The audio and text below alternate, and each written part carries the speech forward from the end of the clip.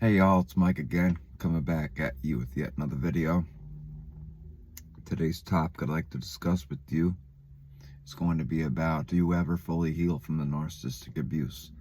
I plan on making this part one out of a two-part series wherein in the first part I discuss, do you as an empath fully heal? And then in part two I'm going to dive into, does the narcissist ever heal? Should be interesting, but without further ado, if you find this to be helpful, relatable, if you find it to be, if you resonate with it, please show your support, like, smash the thumbs up button, comment that your thoughts and opinions of wisdom, and please subscribe. Thank you. Now let's get into it. Now, you can't put a timestamp first and foremost. You cannot put a timestamp or a timeline definitively about when you are fully healed or partially healed or on your way to healing. That saying, live 1 minute at a time, 1 day at a time, whatever it may be in your particular circumstance. You really have to abide by that. You have to, I can speak for myself. It was hard. It was mind-numbingly hard in every relationship. I mean, you got the family, and then you got the romantic partner who told you that he or she was, what, they would never hurt you. They're on your side. They're here to, tell their whole life story upon you, and then all of a sudden it turns into laying their burdens upon you and all their woes and worries and insecurities that should really be sorted out by someone other than you, because you're not a human punching bag. You were not going to, or at least I was not going to be staying around and be taking the hits as a human punching bag. I was not going to be sitting around to be a free therapist. I hated that. Or it just be a one-sided conversation. No, that's just a waste of time. It's like, why even bother conversating with me then? But I digress. Now, do you ever fully heal from the narcissistic abusive relationship? As I ask, well, you can't put a measurement on, excuse me, you can't put a measurement on where people are on different, in certain stages of their healing progress. Because guess what? What may work for you may not work for them, and vice versa. What may have worked for them might not work for you. And it wholly depends on the circumstances. Like, how close were you to this individual? Were they friends? Were they family? Were they a spouse or a boyfriend, girlfriend, whoever it is? Were they a co-worker? Was it someone on the road throwing a rage fit that you'll never ever see again? Any empath would just shrug that off and say, I'm never going to see you again. You don't matter to me. But some people, their emotions run so deep. In this world, there are chock full of toxic people who, they spend their waking day and their night preying upon people who, they shouldn't be clowning around with, needless to say. But they do. They do. The narcissists are everywhere. It's more prevalent than you would think.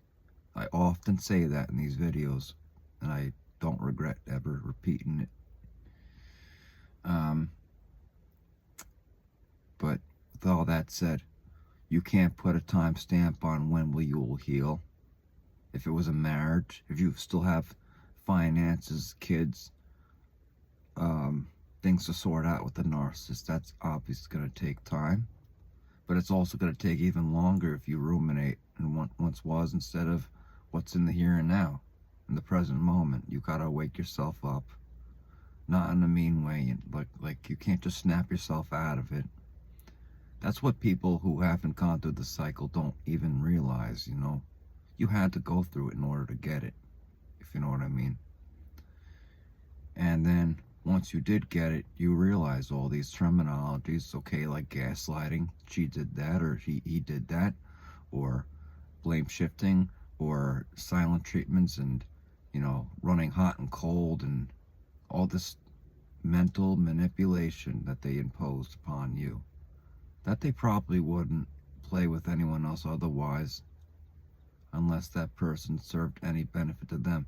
You see, these people, to the narcissist, they're not friends, they're not true family. The narcissists, they often reject family. Now, is everyone who is estranged from family narcissists? Of course not. I fully understand if you are. Maybe the narcissist is in your family.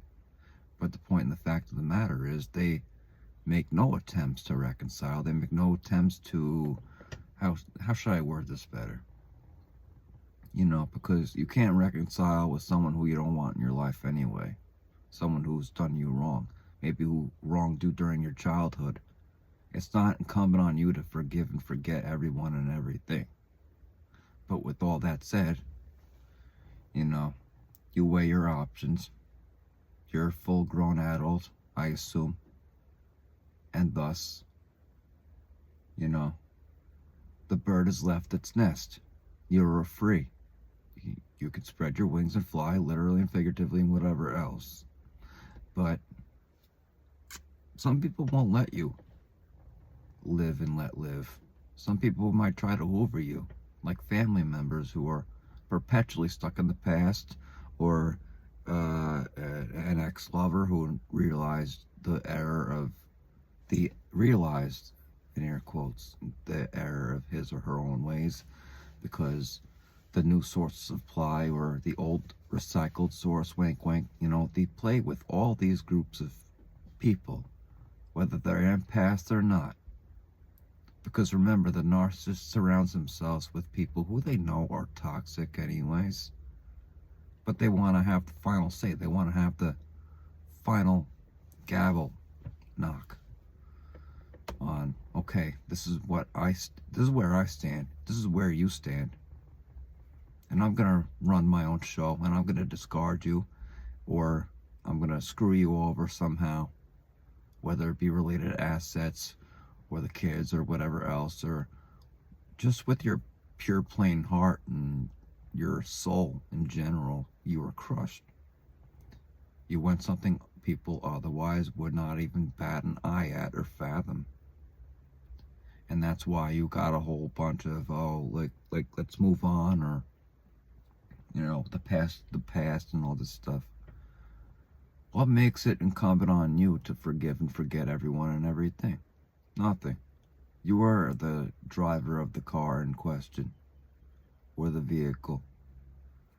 You put the narcissist in the rearview mirror, and you live your own life to the best of your own ability, while you let the narcissist wallow in their own sorrow. That's not to be malicious or narcissistic yourself, but what goes around comes around. I truly do mean that. Now, with all that said,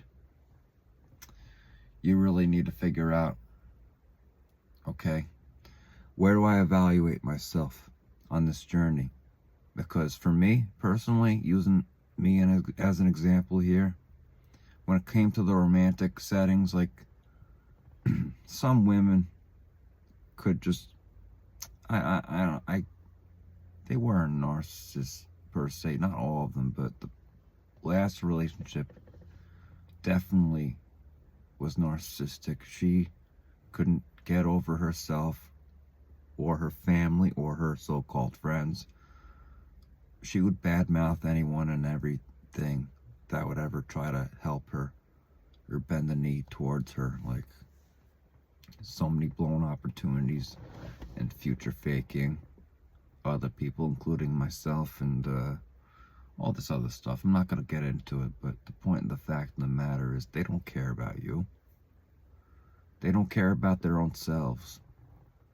They virtue signal. They pretend to care about, I got to get the kids this, I got to get the kids that, but who's paying for that? Probably you or someone else. They virtue signal like they're just dawdling around, gallivanting around the town as if they're single when they're not, or it's not quite official yet. Or who knows, maybe they're in a new relationship with a new supply right now, and that new supply in question is getting the, how should I say, the short end of the stick, as we have, but a lot much more worse. Because the narcissist is very cunning, they learn onto their past antics. Okay, how can I, with my misbehavior and from what all I've learned about scheming people and deceiving people and hurting people, close or not, well, I'm just going to take my antics onto somebody else. And the cycle continues. It repeats like in a laundry machine. And then they leave you hanging out to dry. Like a hot potato, like a piece of cigarette, but gone. But where you come in this equation, when you have said no more to the narcissist living rent-free in your head, and I'm sorry about the ramble, but I just had to get that off my chest. The substance of this video is about whether you can fully heal. And that is totally incumbent on you. Now, like I said, you don't have to forgive and forget anything and just everybody who comes into your path, because if you did, well, then how would you be able to learn from the mistakes that either you or the narcissist in question, or narcissists with the plural, ever did? How would you be able to expand and grow and learn from that? You wouldn't be able to. You wouldn't have the ability to grow and heal and introspect and all these things that I speak of all the time.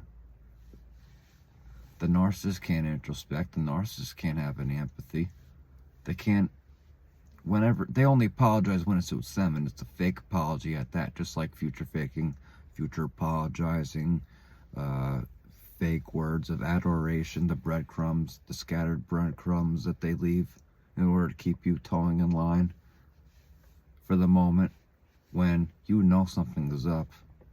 That's when you're in that devaluation mode, because the narcissist loves to love bomb you in the beginning, in the euphoric stage, but they want to devalue you and spread little breadcrumbs here and there, just to make you less likely to be ticked off with their behavior, really. And you did nothing to be controlling or any of that nonsense that they've claimed about probably their exes, about how they were toxic, how they never let them go out, about how they never let them do this or do that. Most of the time, these are all exaggerations and half-truths. Because when you really look at the whole picture, you'll see that the one common denominator in the whole equation is the narcissist. It's not you. So you have nothing to worry about when it comes to, will I ever fully heal? I mean, yes, you can heal from a narcissist if this narcissist in question is out of sight and out of mind and in the rear view mirror over here. See? They're back that way.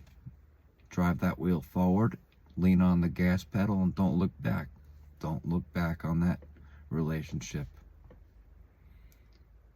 Whatever, so-called relationship, whatever you want to call that shite. The narcissist is very cunning, and you've learned well by now. You've known well by now that you must vet people much more closely, that you must put yourself first, second, and third. You must put your health and well-being first. When I got out of that narcissistic relationship, I was a train wreck. I was a fragile, I was losing so much weight. I lost weight unintentionally. I was like a skin and bones. And I could barely get out of bed. And this was even before I broke my back too. But even after my back surgery, the narcissists were never there. If you would ever text a narcissist, hey, I'm in the hospital, or something happened to me, or hey, I'm at a doctor's office getting this checked out, they just respond, via text message or something like that, and they just say what happened, or good, or something like that. so bland, so uncaring, so insincere, and they expect you to drop everything that you did for them. So when you become so disillusioned from the narcissist, just as I have been, you learn to not look back. But it also doesn't mean that you've, forgotten everything that one might have done, meaning the narcissists out there. That's why I say, in conclusion, before I wrap up this video, is that you can heal from the narcissistic relationship. I can't put a timestamp on it, whether it's 6 months or 12 months or 5 years or 10 years or any of that stuff. I don't know you and your particular situation, but it does leave an everlasting impact on a lot of people nonetheless. So therefore, I'm leaning towards the side of caution and saying it's close but no cigar, that you might, heal in your own right, but without having gone through it to get through it, you would never have the capability or the understanding to avoid these people, these monsters ever again. So, in conclusion, I'd have to say, yeah, I'm 99% healed, but there's always 1% in the back of my mind or within the rearview mirror. I always have to look out. I always have to be vigilant. Life isn't always about just laying back and singing Kumbaya and, not being on your toes every now and then. You really have to vet people much more closely, much more wisely. And I'll get to the narcissist in the next video about how they heal or lack thereof. Wink, wink. But until then, I'm going to wrap this up. But I want you to remember something. The healing that you do is not linear, and what you feel right now in this current moment might not be what you feel tomorrow and the day after tomorrow and throughout the week and throughout the months and throughout the upcoming years. Don't fall for it. And before I close out, don't look at their socials. Don't delete their numbers. Block and delete in that order, okay? Something that you should have done quite a while ago if you've been out of there for a quite amount of time now. But if you haven't done so already, if you hadn't had the strength to before, well, do it now. Seal the deal for real on these people. Keep that door shut and never accept any hoovers. Don't accept any more second chances or another look-alike narcissist, another snake in the grass who you can sense on your narc radar, hey, something is up. There's something not right about this person. You gotta look at your instincts and feel your instincts, your spidey senses. You really have to look within yourself and ask yourself whether this is worth it. Maybe you were blinded beforehand, or you didn't want to stop for the red signs or the stop lights or the red flags. But now you know there is no other option. It's either, you turn around or you keep going into a path of destruction. The choice is within your hands, friends. So with that all said, I'm just going to leave it right here. If you find this to be helpful, again, or relatable, please like. If you enjoy it, comment and subscribe. This is Mike. Thank you very much. And I'll see you guys in the next one. Take care. Bye-bye.